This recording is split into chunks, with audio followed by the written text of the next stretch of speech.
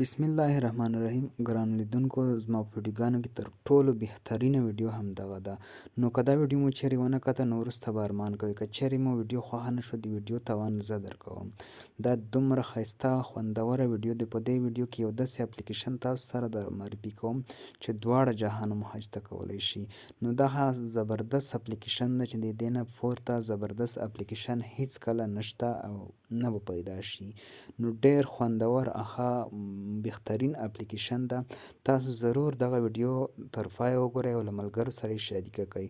نو تاسو ته په دې ویډیو کې یو داسې قرآن کریم ښیم چې چیرې ستاسو هر ملګری قرآن کریم یې زده نه وي، نو اوس دې ته ضرورت نشته چې ملا امام ته ورشي یا مدرسې ته لاړ شي. نو صرف قرآن مجید په پلی سټور کې، ګوګل کې، اپ سټور کې، هر ډول نوډر کې چې تاسو وګورئ دغه نامه انسټایل کړئ. نو کله مو چې قرآن مجید انسټایل کړ نو تاسو وګورئ په دې قرآن مجید کې تر ټولو بهتروالی دغه دی. ما وګورئ تیار انسټایل کړی ده. پاس ګورئ ریډ قرآن باندې، په دې باندې به تاسو کلیک وکړئ. کله مو چې په دې باندې کلیک وکړ نو دا قرآن کریم یو داسې خاصیت لري چې هر آیات تاسو په کلیک کولو سره تاسو ته په موبایل په خپله تلفظ کوي او دې ته مو ضرورت نه پاتې کېږي چې تاسو استاد ته یا ملا امام ته یا مدرسې ته ولاړ شئ. په خپل موبایل کې تاسو د خپل موبایل څخه قرآن کریم په اسانه طریقه سره تر ټولو په بهترین تجوید سره زده کولی شئ.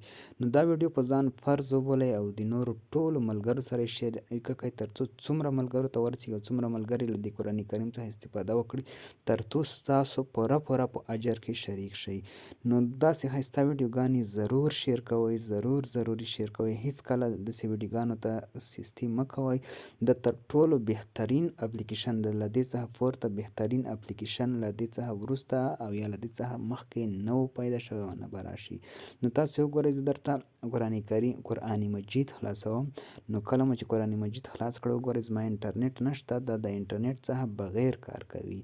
نو تاسو وګورئ که چیرې ژباړه غواړئ ژباړه هم کار درکوي. زه د قرآن مجید سر ته ځم، په هر آیات باندې زه چې کلیک وکړم په خپله به هماغه آیات تلفظ کیږي او هماغه بسم الله الرحمن الرحیم. تاسو وګورئ نو ویډیو د قرآن کریم تلفظ ځکه زیات نشم پلی کولی چې بیا ماته ویډیو باندې کاپی رایټ راکوي او ویډیو ډیلیټ کیږي. نو دغه ویډیو له ملګرو سره ضرور شریکه کړئ، ضرور یې ورسره شریک تر څو له داسې ښایسته ویډیوګانو څخه نور ملګري مو هم برخمن شي او په ثوابونو کې تاسو پوره شریک شئ.